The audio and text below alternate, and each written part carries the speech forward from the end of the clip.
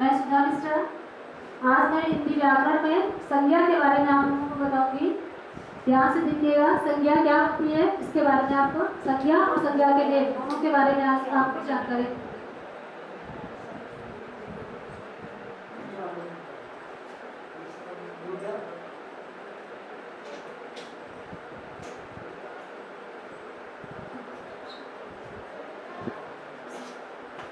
संज्ञा संज्ञा संज्ञा शब्द जो है, संज्ञा किसे कहते हैं ये पहले आपको समझना है। तो इसको समझने के लिए हम पहले आपको संज्ञा की परिभाषा बताएंगे। किसी व्यक्ति, वस्तु, स्थान, जात अथवा भाव के नाम को संज्ञा कहते हैं। तो जब इसमें ये सब चीजें आती हैं किसी, तो इसके लिए हम पहले जैसे कहते हैं किसी व्यक्ति में कोई भी आ सकता है, किसी का नाम आ सकता है, कोई भी, जैसे कि श्याम,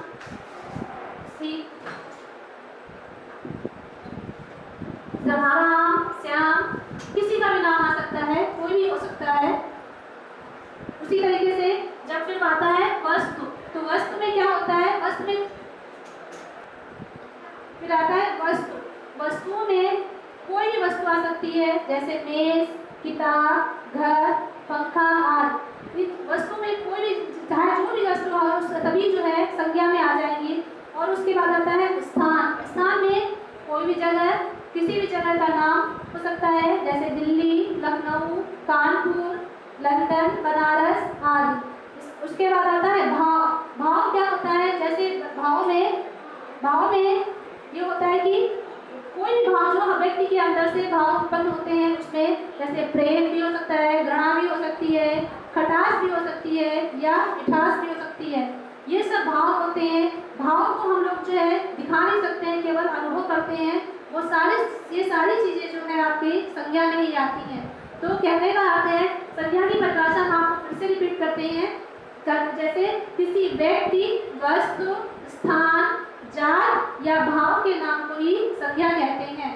तो सब चीजों के जो हमने व्यक्ति, वस्तु, स्थान और जात या भाव सबके बारे में बताया, कौन कौन चीजें आ सकती हैं। स्थान व्यक्ति में कौन सी चीजें आती हैं, वस्तु में, और कौन सी चीजें आती हैं स्थान में, और कौन सी चीजें आएंगी भाव में। इनके बारे में आपको समझ में आया। तो इसको संज्ञा कहते हैं। फिर होता है कि संज्ञा के भेद। संज्ञा के कितने भेद होते हैं, संज्ञा कितने प्रकार की होती है, ये आपको समझना है। तो संज्ञा जो है मुख्य रूप से 3 प्रकार की होती है, लेकिन उसके बाद उसमें 2 संज्ञा और जुड़ी हुई हैं। तो पहले सबसे मुख्य संज्ञा जो है वो है आपकी व्यक्तिवाचक संज्ञा, दूसरी है जातिवाचक संज्ञा, और तीसरी है भाववाचक संज्ञा। इनके अलावा भाववाचक संज्ञा के साथ ही द्रव्यवाचक संज्ञा और समूहवाचक संज्ञा भी होती है। इस तरीके से संज्ञा के 5 भेद हो जाते हैं, जिसमें सबसे नंबर 1 पे व्यक्तिवाचक संज्ञा, जातिवाचक संज्ञा, भाववाचक संज्ञा, द्रव्यवाचक संज्ञा और समूहवाचक संज्ञा या समुदायवाचक संज्ञा। तो सबसे अब जब कहते हैं व्यक्तिवाचक संज्ञा हम कैसे समझेंगे कि ये व्यक्तिवाचक संज्ञा है। व्यक्तिवाचक जैसे नाम से ही पता चलता है कि व्यक्तिवाचक यानी कोई विशेष व्यक्ति के बारे में जानना। तो इसमें होता है किसी व्यक्तिवाचक संज्ञा में किसी विशेष व्यक्ति, वस्तु या स्थान के नाम को हम व्यक्तिवाचक संज्ञा कहते हैं। तो विशेष व्यक्ति में जैसे कोई भी व्यक्ति आ सकता है, जैसे जवाहरलाल नेहरू, इंदिरा गांधी, या किसी विशेष व्यक्ति का नाम आ सकता है। कोई विशेष वस्तु हो सकती है या कोई विशेष स्थान हो सकता है। स्थान विशेष में कोई भी जगह का नाम हो सकता है, जैसे दिल्ली, आगरा, कोई भी, और या कोई देश, जैसे हो गया जगह, कोई देश भी हो सकता है, कुछ भी हो सकता है। और किसी विशेष व्यक्ति का नाम भी हो सकता है। नाम में आप कोई भी नाम लिख सकते हैं, ऐसे कोई भी हो सकता है। तो वो सारी संज्ञाएं जो है आपकी व्यक्तिवाचक संज्ञा में होती हैं। जैसे उदाहरण के लिए गंगा भारत की पवित्र नदी है। तो गंगा क्या हो गया आपकी विशेष जो है, विशेष चीज हो गया, भारत विशेष देश हो गया, और इसलिए ये व्यक्तिवाचक संज्ञा में हो गया। उसी तरीके से दूसरा उदाहरण, रमेश लखनऊ में रहता है। तो रमेश विशेष व्यक्ति हो गया और लखनऊ विशेष स्थान हो गया। तो ये दोनों चीजें जो है आपकी व्यक्तिवाचक संज्ञा में आएंगी। तो इसलिए ये सब व्यक्तिवाचक संज्ञाएं कहलाएंगी। तो इससे पता चलता है कि किसी विशेष नाम, किसी का विशेष नाम हो या विशेष व्यक्ति हो, किसी भी विशेष व्यक्ति का नाम, वस्तु, स्थान जो होगा वो सब व्यक्तिवाचक संज्ञा में आएंगी। तो व्यक्तिवाचक संज्ञा की सीधी सी परिभाषा यही होगी आपकी कि किसी विशेष व्यक्ति, वस्तु या स्थान के नाम को व्यक्तिवाचक संज्ञा कहते हैं। क्लियर? दूसरा है आपका जातिवाचक संज्ञा। जातिवाचक संज्ञा में क्या होगा? जैसे कि शब्द से ही पता चल रहा है, जातिवाचक, जाति मतलब किसी विशेष जाति। जातिवाचक में हम जब किसी विशेष जात या वर्ग का बोध कराने वाले संज्ञा शब्दों को हम जातिवाचक संज्ञा कहते हैं। फिर से एक बार सुनिए, किसी जात या वर्ग का बोध कराने वाले संज्ञा शब्दों को जातिवाचक संज्ञा कहते हैं। जैसे पर्वत, नदी, देश, बच्चे, घर आदि। तो इसमें क्या है? पर्वत, पर्वत जैसे हमने कहा तो पर्वत कोई भी पर्वत हो सकता है, इसमें किसी पर्वत का नाम नहीं दिया है, तो पर्वत में है सभी पर्वत आ जाएंगे, तो ये एक पर्वत जाति का पता चल रहा है। उसी तरह से जैसे दूसरा उदाहरण हमने बताया आपको, नदी, तो नदी में किसी नदी का नाम नहीं दे रहे हैं, इसमें सभी नदियां आ जाएंगी, तो ये भी एक जाति या वर्ग का बोध करा रही है। उसी तरीके से देश, देश में बहुत से देश, कोई भी देश हो सकते हैं। उसी तरीके से बच्चे, बच्चे में कोई किसी का वो नहीं है, कोई भी बच्चा आ सकता है, तो एक वर्ग का पता चलता है, तो ये हो जाता है आपका जातिवाचक संज्ञा। कहने का अर्थ यही है कि जो हमने उदाहरण आपको बताए, जैसे पर्वत, नदी, देश, बच्चे, इनमें किसी एक विशेष नाम का बोध ना करा करके इनकी पूरी जाति का बोध होता है, इसलिए इसे हम जातिवाचक संज्ञा कहते हैं। फिर से एक बार जातिवाचक संज्ञा की परिभाषा सुन लीजिए। किसी जाति या वर्ग का बोध कराने वाले संज्ञा शब्दों को हम जातिवाचक संज्ञा कहते हैं। क्लियर? तीसरा है आपका भाववाचक संज्ञा। भाववाचक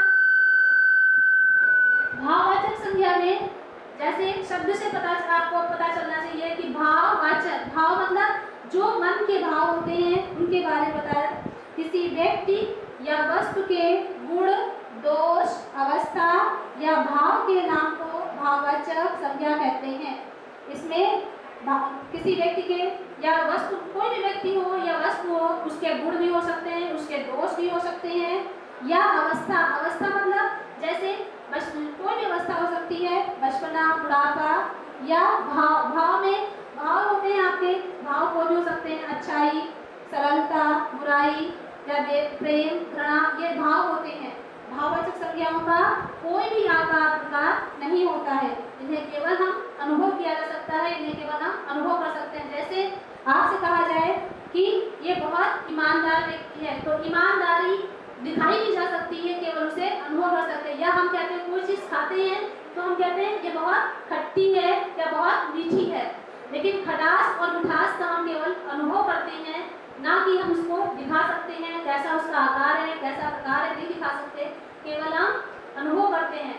जैसे कहते हैं अंगूर में मिठास है, अब मिठास से हम अनुभव कर सकते हैं, लेकिन उसको ये कैसे बताएं कि मिठास होती कैसे, इसलिए भाववाचक संज्ञाओं का कोई आकार प्रकार नहीं होता है।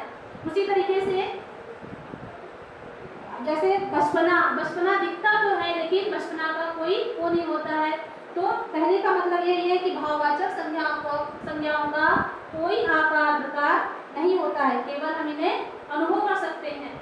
तीसरा आता है आपका उसके बाद द्रव्यवाचक संज्ञा। द्रव्यवाचक संज्ञा में जिनसे दूसरी ऐसे धातु या द्रव्य, ऐसे धातु या द्रव्य जिन नामों से दूसरी चीजों का निर्माण होता है या दूसरी चीजें बनती हैं, तो उन्हें हम द्रव्यवाचक संज्ञा कहते हैं। जैसे कि सोना, चांदी, लोहा, घी, तेल, दूध आदि। जैसे सोना चांदी को मिला करके ये पदार्थ हैं, इनको मिला के कोई वस्तु बन सकती है, घी तेल मिला से कोई वस्तु बन सकती है, तो ये सब चीजें आपकी द्रव्यवाचक संज्ञाओं में आती हैं। फिर से एक बार परिभाषा सुनिए। ऐसे धातु या द्रव्य जिनसे दूसरी चीजों का निर्माण होता है उसे हम द्रव्यवाचक संज्ञा कहते हैं। ठीक है, उसके उसके बाद आता है आपका समुदायवाचक संज्ञा या समूहवाचक संज्ञा। समुदायवाचक और समूहवाचक बात एक ही होती है। तो समूहवाचक सीधे समूह से पता चलता है, समूह को या समुदाय को, बात एक ही है। तो समूह, जैसे समूहवाचक संज्ञा कहा तो समूह से वाचक संज्ञा शब्द से ही पता चल रहा है कि समूह, समूह मतलब झुंड, जहाँ पे ज़्यादा लोग इकट्ठे हों, जहाँ पे ज़्यादा चीज़ें एक साथ हों, उसको समूहवाचक संज्ञा कहते हैं। जैसे तो समूह या समुदाय, तो परिभाषा इसकी सीधी यही है कि समूह या समुदाय का बोध कराने वाले संज्ञा शब्दों को समूहवाचक संज्ञा कहते हैं। जैसे उदाहरण में सेना, झुंड, पुलिस, मंडली, टोली या आदि।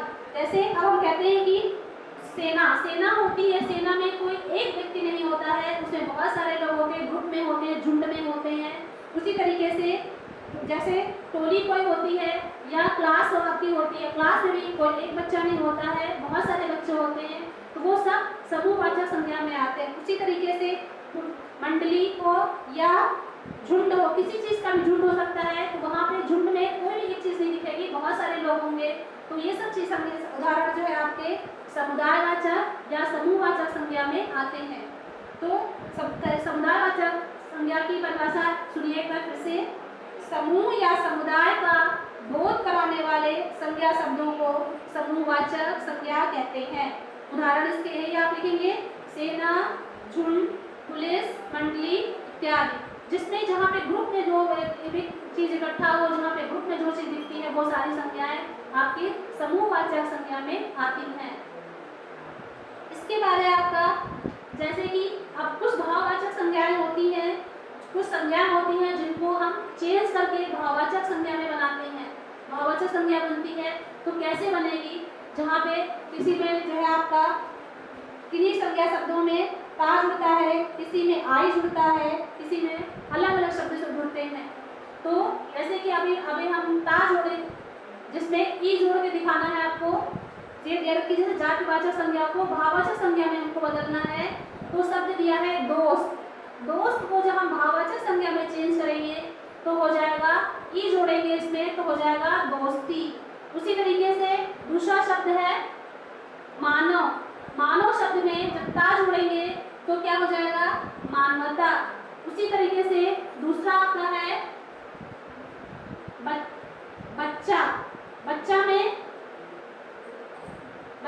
उसी तरीके से आपका जब है लघु, लघु में ता जोड़िए तो हो जाएगा लघुता, और शत्रु में ता जोड़िए हो जाएगा शत्रुता। वीर में वीर शब्द दिया है, वीर में ता जोड़ देंगे तो हो जाएगा वीरता। और उसी तरीके से अगला दिया है, ये अलग अलग शब्द से जो है जातिवाचक संज्ञाएं हैं, उनमें जोड़ करके राष्ट्र में जैसे ता जोड़िए तो राष्ट्रीयता हो जाएगा, पशु में ता जोड़िए तो पशुता हो जाएगा।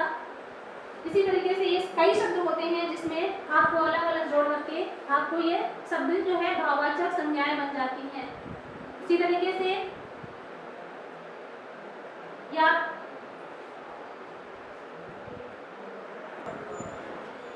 देखिए ये कुछ शब्द दिया रखे हैं, जातिवाचक संज्ञाएं दे रखी हैं, तो भाववाचक में आपको चेंज करना है।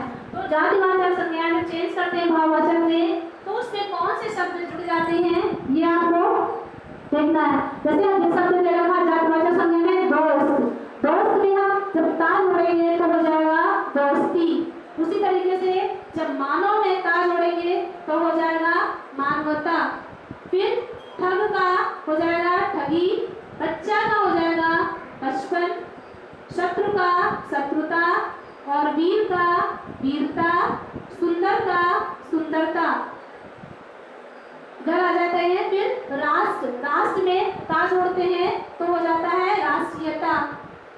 फिर वृद्धा, वृद्धा में जब बूढ़ा, बूढ़ा लिखा हुआ है, बूढ़ा में जब ता जोड़ेंगे तो हो जाएगा बुढ़ापा। लड़का में जो है जब इसको भाववाचक में चेंज करेंगे। उसी तरीके से देखिए ये नीचे कुछ सर्वनाम शब्द दे रखे हैं, निज, निज को जब भाववाचक में चेंज करेंगे तो हो जाएगा निजत्व। उसके बाद है शब्द अपना। अपना को जब चेंज करेंगे तो हो जाएगा अपनापन। और उसके बाद है सर्व। सर्व को चेंज करने पे हो जाएगा, भाववाचक संज्ञा में चेंज करेंगे तो हो जाएगा सर्वस्व। इसी तरीके से जो भी सर्वनाम शब्द आपके पास आएंगे उनको चेंज करेंगे तो ये भाववाचक संज्ञाएं बन जाएंगी। उसी तरीके से बाद में जब कुछ विशेषण शब्द दिए होते हैं, विशेषण को जब भाववाचक में चेंज करते हैं तो क्या बनता है, ये भी थोड़ा सा देख लीजिए। जैसे अच्छा, अच्छा विशेषण शब्द है और अच्छा को जब भाववाचक में बदलेंगे तो हो जाएगा अच्छा का अच्छाई, मोटा का मोटापा, प्यासा का प्यास, लघु का लघुता और काला का कालिमा। ये सब जैसे विशेषण शब्द हैं, अच्छा, मोटा, प्यासा, लघु, काला, ये आपको पता है। तो ये विशेषण शब्दों को चेंज करना है भाववाचक संज्ञा में, तो चेंज करने पे आपको ये शब्द बनेंगे, आपके भाववाचक संज्ञा में बदल जाएंगे। उसी तरीके से अगला जैसे विशेषण शब्द आप देख लीजिए, मीठा। मीठा को जब चेंज करेंगे भाववाचक में तो बनेगा मिठास। एक को करेंगे तो हो जाएगा एकता। और सफल को जब चेंज करेंगे तो हो जाएगा सफलता। सफल के जैसे ही सरल का सरलता और गर्म का गर्मी। इसी तरीके से कोई भी विशेषण शब्द जैसे आपके सामने आएंगे तो आप उनको बदल करके आपको भाववाचक बदलना होगा। तो आप इन चीज़ों को ध्यान रखते हुए भाववाचक संज्ञा में बदल सकते हैं। उसके बाद जैसे हमने आपको सर्वनाम बताया, विशेषण बताया और क्रिया। अब आता है आपका क्रिया शब्द। तो क्रिया शब्द को जब भाववाचक संज्ञा में बदलेंगे तो क्या हो जाएगा, ये भी थोड़ा सा देख लीजिए। उसी के अनुसार आपको आगे की जो शब्द मिलेंगे उनको आपको बदल करके भाववाचक संज्ञा बनानी होगी। तो पहला जैसे आपका दे रखा है खेलना। खेलना आपकी क्रिया है, तो क्रिया है तो जब खेलना क्रिया शब्द है तो खेलना को जब भाववाचक में बदलेंगे तो हो जाएगा खेल। उसी बाद दूसरा है आपका चढ़ना। चढ़ना शब्द क्रिया है तो चढ़ना का हो जाएगा चढ़ाई। फिर आपका आगे है शब्द लिखना। लिखना क्रिया है और लिखना क्रिया को जब हम भाववाचक में बदलेंगे तो हो जाएगा लिखावट। और उसके बाद है चलना। चलना का हो जाएगा चाल। पढ़ना का हो जाएगा पढ़ाई। सजाना का हो जाएगा सजावट और बनाना का हो जाएगा बनावट। इस तरीके से कोई भी क्रिया शब्द आते हैं तो उनको भाववाचक में बदल करके बनाना है, भाववाचक संज्ञा बनानी है। तो इसी तरीके से आप उनको करिएगा। और ध्यान रखिए कुछ जो है जैसे कौन से शब्द क्रिया शब्द है, कौन विशेषण है, कौन सर्वनाम है, सबको बदलने के लिए अलग अलग शब्द जुड़ते हैं। उन चीज़ों को ध्यान में रख करके ही आपको भाववाचक संज्ञा बनानी है। तो बच्चों आपको समझ में आया कि संज्ञा क्या होती है। संज्ञा की परिभाषा हमने आपको बताई, उसके भेद कितने होते हैं उसके बारे में बताया, और फिर किस तरीके से सर्वनाम शब्द, विशेषण शब्द और क्रिया शब्दों को भाववाचक संज्ञा में बदलना है, वो चीज़ें आपको बताई। इन चीज़ों को ध्यान में रखते हुए आगे के वो करिएगा। अगले लेक्चर में व्याकरण में आपको कुछ और बताएंगे। Thank you.